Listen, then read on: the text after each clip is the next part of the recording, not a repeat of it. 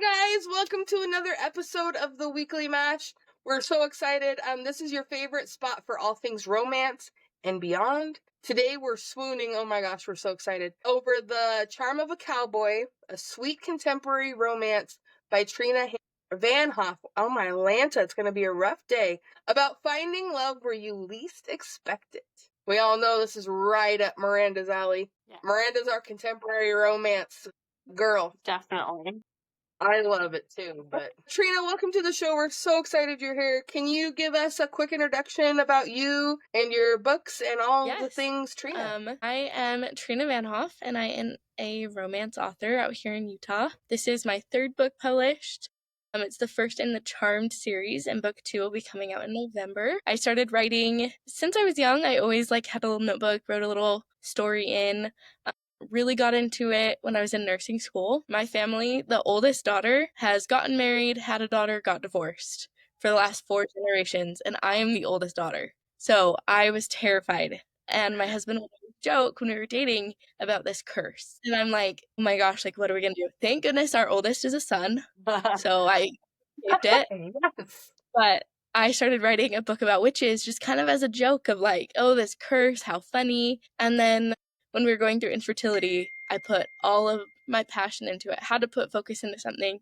And all of a sudden I was a published author, writing the next one, putting out the third. And I'm like, oh my gosh, this is everything I ever wanted and more. I just never really thought it was possible till then. What a cool story. Awesome. I love the background. That's amazing. I love the curse. I know. Yes. Yeah, there's so many different ways people can get inspiration. So hearing that and knowing it's something that you're pulling from your everyday kind of familiar background is pretty cool. I love that. Yeah. Well, thank you. Yeah. All right, so let's jump in. So we have Ellie Monae's journey from bright lights of Vegas to the quiet charm of Clinton, North Carolina. It feels so real. What inspired you to write the story of small town love and an unexpected rescue? So I am a city girl. I grew up outside of LA. I lived there until 18, and I got a scholarship out here to Utah for nursing, and came out here. This is where my parents' families are from, and I was like, hey, I'll try out here for a little bit. And I married a cowboy. I married the most small-town cowboy you would ever meet. Literally, our first date, he popped out of his car, out of his truck, with a baseball cap, cowboy boots, and an American flag on his t-shirt. And I thought, who this guy? And I call him Cowboy, and I absolutely love that about him, but it definitely took me by storm. And there's so many things all the time within our relationship that are so normal for him that he grew up doing, and I grew up in the city, and that's so not what I did. And so that heavily inspired so many of their comments or interactions of her being maybe not so much prissy, but more reserved or standoffish, and his very jump in. Clinton, North Carolina is actually where my great grandma is from. It's where she currently cool. And we spent summers going out there to visit, and I always said, oh, I'd love to write a book about out here. It's so beautiful, Outer Banks. And so finally, my two worlds just collided so perfectly. Very cool. I like how your whole life is already a romance book. Mm-hmm. Yeah. Right there. He stepped out of his truck with a cowboy hat or with a baseball cap and cowboy boots and with a flag on his shirt. I'm like, okay, you just wrote a whole nother book. Yeah. I love it. Oh my gosh. So speaking of cowboys, Colton is a rugged cowboy and a town officer. What made you mix the cowboy charm with law enforcement in your hero? Also, my husband. He is a police officer. And that's cool. We started dating. He was not a police officer yet. And he was like, by the way, in January, I'm going through the police academy. So if you're not okay with that, so that's a huge thing within our life and our, him doing that. And, I grew up a military kid. And so the American support, love for America definitely is how my family is, how I grew up of two worlds. And that's definitely not something you see in the world now. And I thought, I love my husband so much, and I think other people would love him too if they got the chance. That's so cool. So, I love it. It's mixed, but if you knew me personally, everyone's like, so you wrote a book about your husband? Pretty much. Yeah, that would be me. It's if I wrote a book about my husband, it would be Grumpy Sunshine, but 110% on the grumpy part. He's the kind, I tell this all the time. He's the kind of guy who would leave me in Home Depot if he had the keys to the car. He would pay somebody to come kidnap me. That's my husband. You're so funny. No. Gosh, it cracks me up. I find it Am I so... wrong though, Miranda? I don't know. My outside perspective isn't the same as yours, so I mean, you guys do butt heads a lot, but it's all in... Our love language Yeah. is fighting. Yeah. Not like fighting, but like bickering. Yes. I was about to say, like, squabbling, bickering, yeah. Yeah, our grandparents were definitely like that, and I think that's where she gets it from. Because they were like, you'd sit there and listen to them and just like try to snicker behind your hand because you didn't want them to know you were laughing at them while they were all like serious and bickering with each other. But I think that's where she gets it from. Over whether the cucumber is light green or dark green. Like, it's a cucumber. Just Me, eat I'm it. like, why does it matter? Just move on. That's so great. Oh my husband goodness. does try me up to see, because I'll get feisty. And he's like, he thinks it's the funniest thing ever to like kind of poke at me. And I'm like, stop. Mine just is like, walk away. Dude, like, I'm not putting up with you. Like, I don't know if you've seen it, but like, there's that. I was just Well, it's on thinking... Yellowstone. Yeah. Where Rip is like, I don't have the patience to deal with you today or something like that. Yeah, that's my husband. I was just thinking of that. That's hilarious. Gosh. Okay, so we have small town settings, the cozy vibe. What challenges did you want Ellie to face stepping out of her comfort zone from the city and going into the country? I think definitely figuring out how to still be yourself and to not let those things that make who you are hold you back even in a new environment. I feel like that with it being so closely based on our life, and that's something I've definitely found is bless her heart, but my mother-in-law definitely thought that I was prissy at first. We all just went camping for the first time, and my brother-in-law like dared me to get a fish because he did not think I would say yes, because that's how like reserved and I'm a wash my hands every 10 seconds kind of person. And Yeah. they definitely have thrown so many challenges in my way just to bet and see if I will do it. And I feel like that's definitely kind of the makeup that her and Colton have of like, she wants to be brave and get outside of her comfort zone, but there's safety in your comfort zone. So there's a lot of internal struggle of, do I want to be so true to myself or do I want to grow as a person? Yeah, and prove them wrong, right? Like, there's that competitiveness to like, you think I'm not going to do it, but watch me. Watch me. I might do it wrong, but I'm going to gut this fish. Right? Oh, yeah. Send them to you. I gutted a fish. You can see my face disgusted out of its mind. But yeah.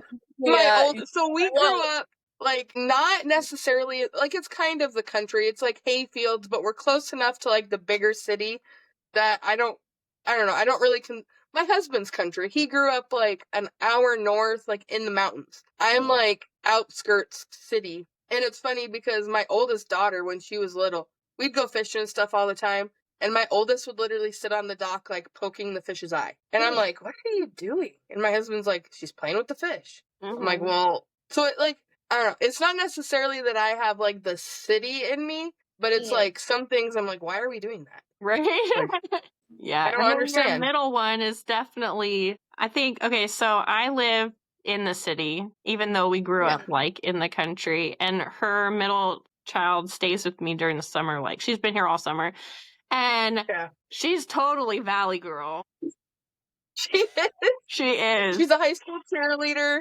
She has to have the newest Stanley, the Nikes, the Nike Pros. Like, she's totally... She does not want to swim because then she's going to have to brush her hair again. Like... Yeah.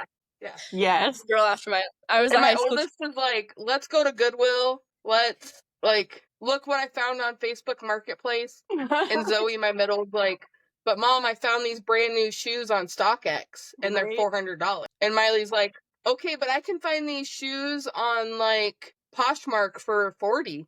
And Zoe goes, but they're not brand new. And Miley goes, I don't care. I'm going to wear them anyway. Like, that's the difference between my two. Yeah, I have the best of both worlds. Yes, you do. You do. That's so great.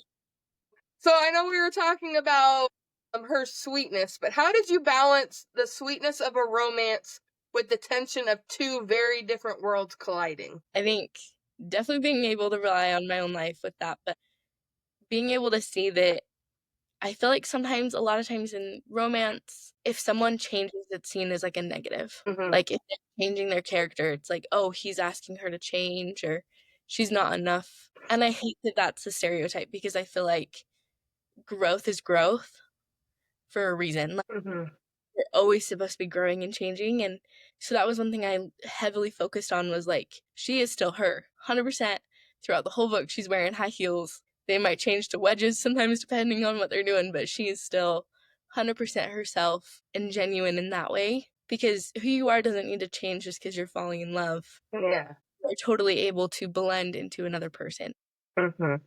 Well, and how are you supposed to know, like, if the country part of you is part of you if you don't, like, live it? You know what I mean? Mm-hmm. So, And that's one of the best parts of a relationship, too, is because you're not going to be the exact same person. That's not who you're going to be attracted to. So when you do find somebody and they have different interests, like, I don't think, I think we tried to go fishing one time with one of our uncles when we were a kid, and nothing ever happened of it. But my husband, when we first started dating, we went fishing, and that was like our favorite thing to do. Like, I'd never put a worm on a hook before, but now you can catch me using my nails and chopping those suckers in half to put them on the hook, and I don't care one bit. Like, the growth is important, not just for yourself, but you as a couple too, because you're growing together. So I definitely agree with what you're saying when you're talking about growth being positive and not necessarily them trying to make you change, but you're changing because you want to, not because you have to. Yep. Well, let's see. So you said that the second book in this series is coming out in November. Can you give us a little sneak peek without spoilers? Because, of course, we haven't read the first one yet, and a lot of our viewers aren't going to have read the first one yet. But can you give us any information about book number 2? Yeah, so it is kind of an independent standalone from this one. You don't have to read book 1 to read book 2. It will definitely help, but they could be interchangeable. So it's Ellie and Colton in this one, and Colton has an older brother, Brendan, and a younger sister, Paisley. And Paisley is a barrel racer in the rodeos. So it's on her and her love story. With a bull rider named Tanner, and they kind of have like an enemies to lovers. They're kind of spitfires back and forth. They're both the top of their competition. She's the best, he's the best, and so they're kind of pitted against each other in who's gonna, do the best at the rodeo that weekend. So they've kind of always had this like inner turmoil between them of wanting to be the best from their town, wanting to always be the best, and like even as silly as like the best person gets the best trailer spot. One week it's him, and there's even that little competition that they have between each other of wanting to be the best each week. And the storylines follow each other. And so one thing that's super cool is you get to see some conversations that you see in The Charm of a Cowboy and The Charm of a Cowgirl. You get to see them from the sister's point of view. And like in any situation, two people can perceive the same conversation so differently based on their own biases and interpretations. Like book 1 is through Ellie's eyes, and so she is looking at her mom and her new stepdad and Colton and trying to like throughout conversation trying to judge their reactions to things and how they're feeling. Or her and Colton go away to his house and people stay at her mom's house having conversations, and so you get to see Paisley's side of that and see that she's looking at her brother thinking, oh my gosh, he's like falling in love, and gets to be the giddy sister that's so supportive of her brother while she's going through her own life and her own circumstances. So it's definitely such a cool concept. I love that when they intertwine and integrate together. That's the best when you're reading a series. I love that so much. But my problem is I always fall so in love with the characters from the first book that I'm afraid if I read the second book, not that I'll necessarily be like let down, but like I won't love it as much. So I'm afraid that I'll like, I don't know. I'm afraid that I'll like ruin how I feel because I won't love the second book as much as I love the first book. Oh, I totally get that. Sometimes when books like this, you've fallen so in love with the first characters and then you don't get to see as much of them, and it's like, okay, but I don't care about this girl. I want to know what Ellie's up to. Yeah, that's how I am. Miranda's like, where's the next one? And I'm like, but I'm still stuck on the first one. I feel like it's really good that they are very intertwined, that it's not like just the beginning and end of one story matchup. It's like pretty much from the middle of The Charm of a Cowboy to the end of it matches up, and then this one continues on. So there's multiple moments where you're seeing the characters cross over, and it's so fun because this isn't a spoiler. Paisley is she's a shipper of her brother and Ellie, and so she's kind of scheming on the back end, being like, okay, how do we how do we push them together, that I feel like you see heavily a lot of them because they're in her mind in her conversations of like, okay, how do I convince Ellie to stay in Clinton? How do I get Colton to be adventurous? And like, and that's really fun because I know like myself, my sister was young when I was dating and getting married, and she was such a heavy pusher of like, okay, but he's really nice, and like always saying sweet things about my husband to like help push me to a yes. And so definitely a fun little sister relationship, and you see that heavily. That's cute. I think that was Miranda. Yeah. I did. It's a little sister thing though too, because I think I don't know if I did that with you and Brian necessarily, but I liked hanging out with you guys. We'd like go She did. do She stuff asked all the time if like she could come with us. Yeah. Or like, what are you guys doing this weekend? Let's go do something. And I'm like, okay. Yeah. But I was the one telling Miranda, like, what's the worst that's gonna happen if you go on this date? Like, you're gonna go on a date and have a fun time, and then okay, like I figured it wasn't good enough, you know? And then now they're married and they have 4 kids, and so you're welcome, Miranda.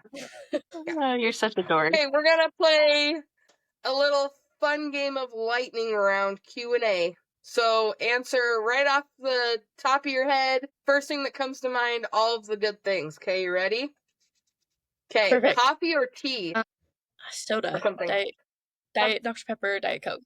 Yeah. That's me. I don't drink tea or I hate coffee, but you will not catch me without Diet Mountain Dew somewhere in my house. Diet Dr. Pepper. It's like, it's running through my veins. Favorite romance trope? Ooh, Grumpy Sunshine. Ooh. Soft for her. Yeah. Well, if you ever need any kind of inspiration, just let me know. And we kind of already have the answer for this one, but we're going to see if there's anything else. Your biggest writing inspiration? My hot hubby. Dream vacation spot? Ooh, Outer Banks, North Carolina. Oh, yeah. Love it. Summer, and I could go back right this second. If there was a plane, I'd be on it. That's awesome. So cool. Oh, goodness. Oh my gosh, I love it. Okay, Miranda, close us out. All right. So that is it for our questions. We are so glad that we had you on. I can't wait to check out The Charm of a Cowboy. I feel like I not only will get to read an awesome story, but I'll get to know you a little better, knowing that you're such a huge part of the book. So that's super cool. Yeah. Listeners, you can grab The Charm of a Cowboy on Amazon. And don't forget to watch out for the sequel that will be coming out. We'll have all of Trena's socials and links for everything in the caption below. But otherwise, until next time, keep loving, laughing, and turning those pages. Bye, guys. Hi, thank you so much for having me. Thank